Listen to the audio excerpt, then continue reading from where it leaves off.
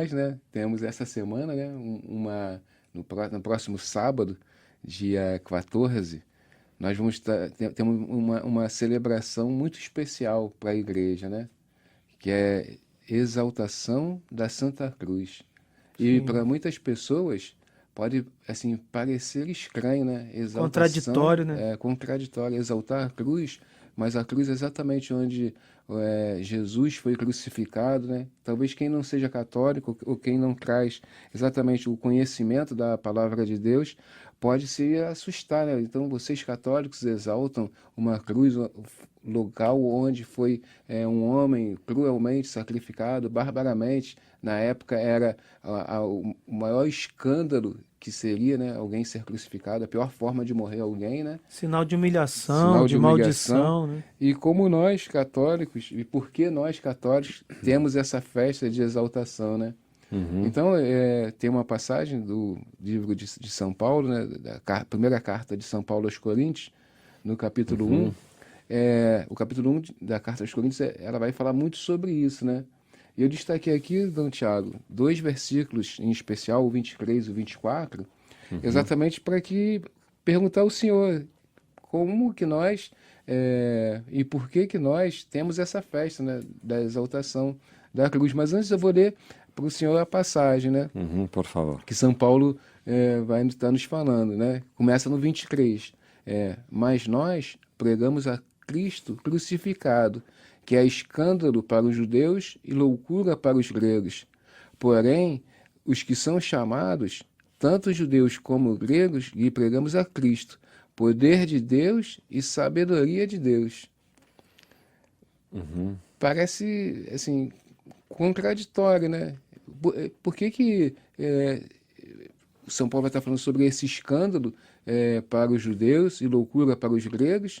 E por que depois ele vai estar falando exatamente que isso significa, Cristo crucificado significa poder de Deus e sabedoria de Deus, que confunde a cabeça dos gregos e dos judeus?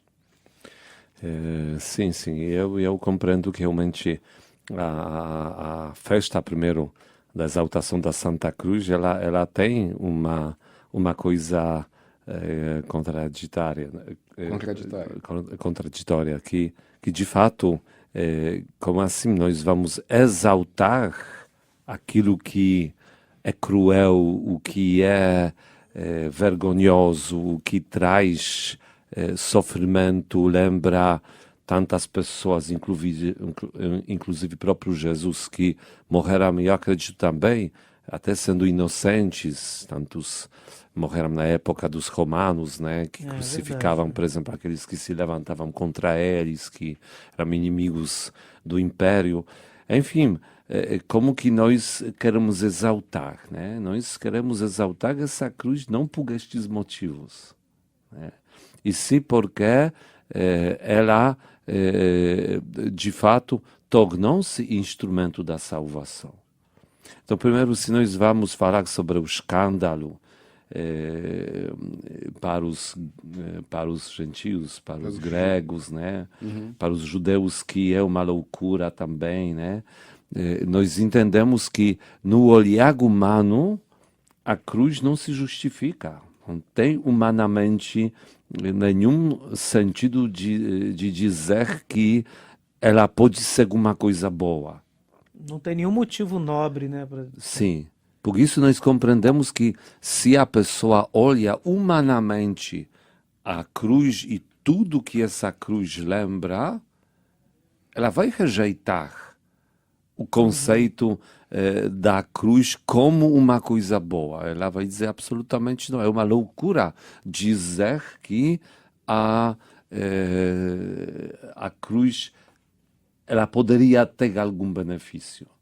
Aonde entra exatamente o poder e a sabedoria de Deus, que até daquilo que é tão claramente mal contra nós, ele consegue fazer o instrumento do amor, instrumento da salvação.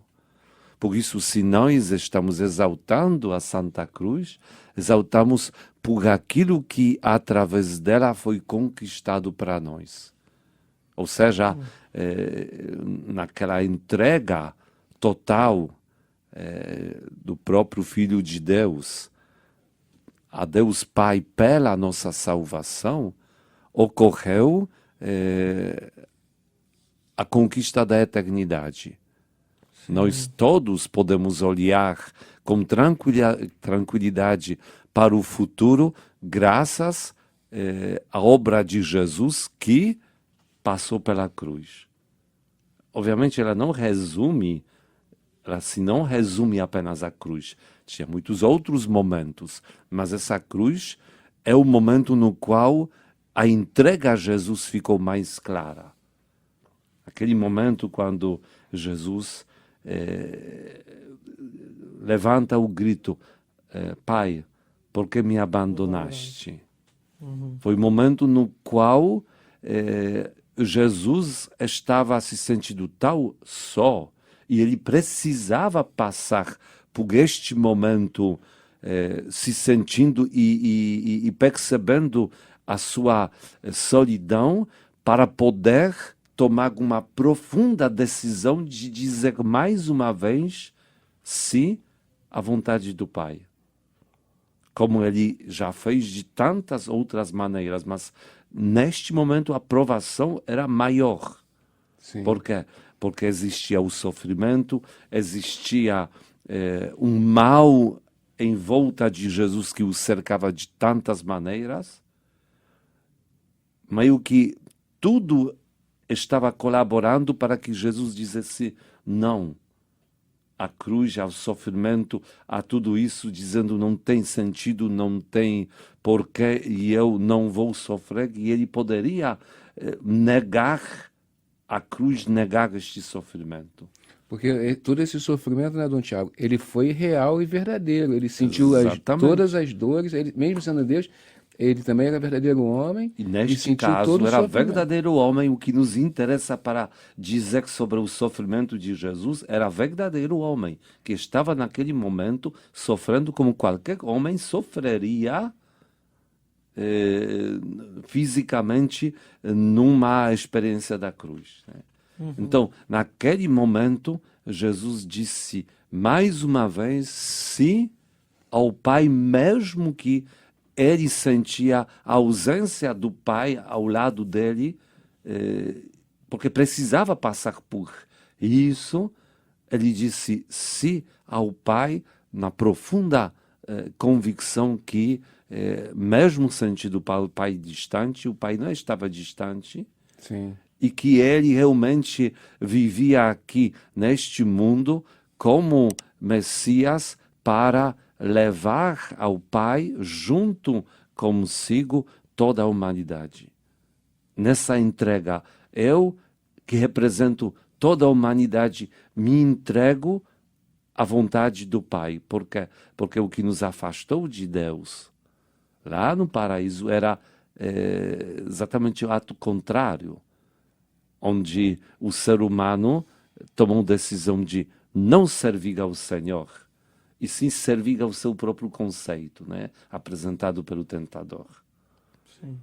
Por isso nós entendemos que essa exaltação da Santa Cruz é a exaltação da obra da salvação. Por isso, nós realizada também através da cruz. Ela simboliza o amor de Deus por cada um de nós, ou vamos dizer, o grau de amor. Né? Até que ponto chega o amor de Deus?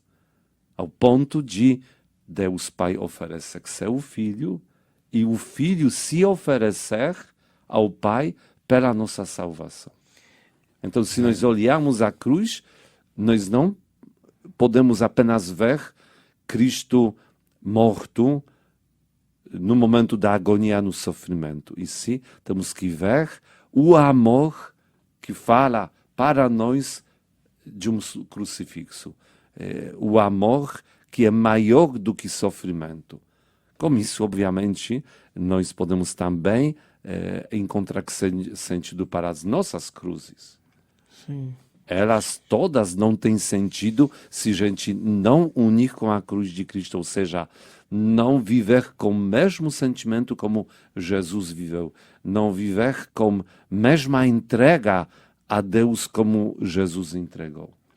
É interessante, a gente já falou sobre isso numa outra vez, sobre a questão da serpente que é hasteada no deserto, né? Na época quando Moisés libertou os hebreus e eles atravessaram o deserto para chegar à Terra Prometida, naquele momento em que o próprio Deus, ele diz, né?